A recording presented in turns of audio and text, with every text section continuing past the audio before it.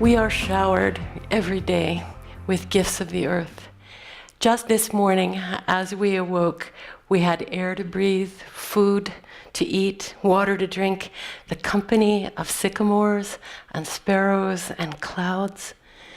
And yet, we find ourselves harnessed to an economy that relentlessly asks, what more can we take from the earth? This worldview of unbridled exploitation is to me the greatest threat that we face.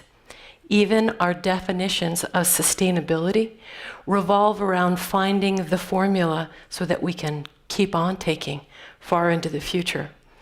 But it hasn't always been that way. In the indigenous worldview, it's understood that the work of a human is to discover the answer to the question, what does the earth ask of us? And I really like to think about how does she ask us? She asks us by modeling generosity, for sure. She asks us through the consequences of our failures and through the many examples of our non-human teachers, helping us imagine how it is that we might live. Now this summer, just a few miles up the Hudson from here, I sat watching the sunrise over the river next to a flotilla of nearly 200 canoes and kayaks that were beached for the night. And as I watched the light come over the water, a head poked up and moved directly toward me.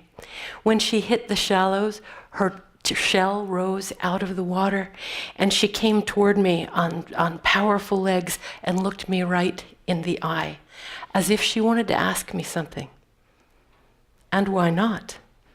She and I, we go back a long time to a story we both remember, part of the creation story told by the first peoples of this place. In the beginning, there was the sky world, where people lived alongside the great tree of life, on whose branches grew all the seeds, medicines, fruits, all the gifts of the plants on a single tree. But one day a great wind came along and felled the tree, and a hole opened where the roots had been. And a beautiful young woman, called in our language Gijkokwe, the sky woman, when she ventured to the edge to look down, she lost her footing.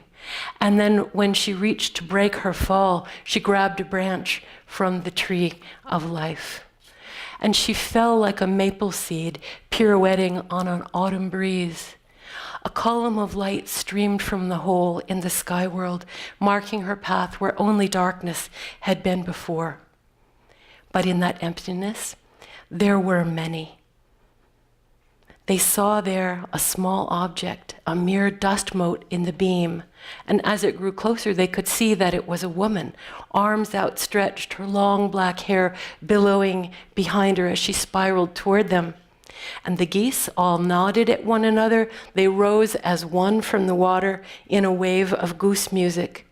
And she felt the beat of their wings as they flew beneath and broke her fall. Far from the only home she had ever known, she caught her breath at the embrace of feathers. And so it began. From the beginning of time, we are told that the very first encounter between humans and other beings of the earth was marked by care, by responsibility, borne on the strong wings of geese. And the world at that time was covered entirely by water, and of course the geese could not hold the woman forever. So they called a council of all of the beings to decide what to do. And as Turtle floated in the water gathering, he offered to let her rest upon his back. And the others understood that she needed land. The deep divers among them had heard of mud down at the bottom of the water. They agreed to go get some. And one by one, the animals offered their help. The otter, the loon, the sturgeon, the beaver.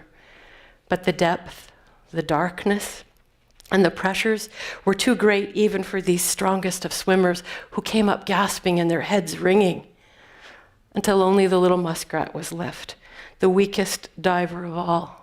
And he volunteered to go, while the others looked on doubtfully. His small legs flailed as he worked his way downward. He was gone a very long time. They waited and waited, fearing the worst for their relative, until a stream of bubbles arose, and the small, limp body of the muskrat floated upward.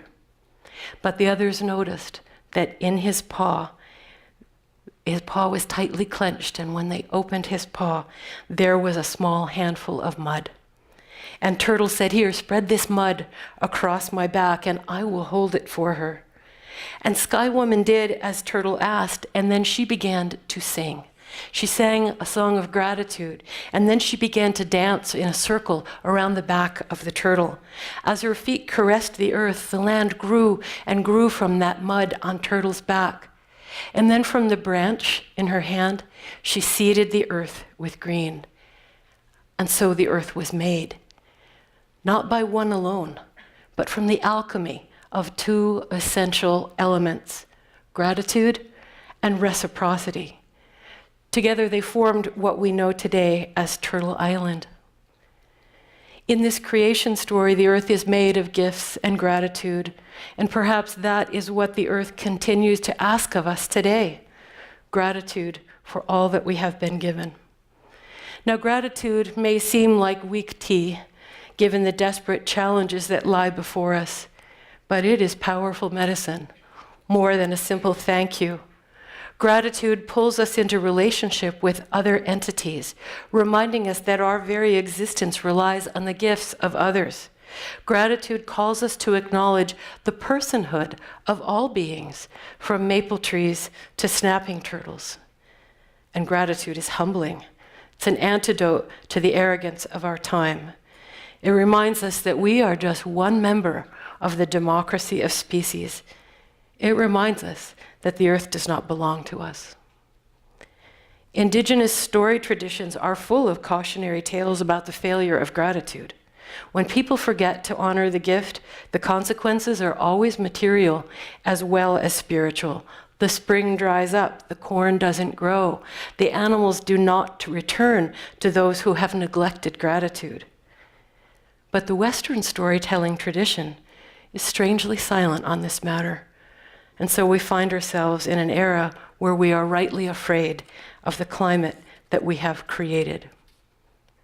The next step in our cultural evolution, if we are to persist as a species on this generous planet, is to take to heart Sky Woman's first lesson and be living expressions of gratitude to the earth. Now, each summer, I teach at a remote wilderness field station up in the Adirondacks, in a community of about 100 scientists and students, where it's abundantly clear that the land and other species are our source of knowledge. We may think we're learning about them, but in fact, we are learning from them. And one of our very best teachers returns every summer, just after the summer solstice, clambering her way up a steep bluff from the lake, under cover of darkness, to lay her eggs in the warm, open sand of our volleyball court. With powerful bear-like paws, she flings the sand aside, digging furiously. Her sharp, snouted mouth open, she gasps for breath, rests for a minute, and digs some more with fierce maternal commitment and utter disregard for the students who surround her, snapping photos as eggs like leathery ping-pong balls leave her body. When she has covered them all back safely, she entrusts them to the earth and makes her way back to the water. And as predictable as the solstice, she comes every year. We know her by the little notch marked at the edge of her shell.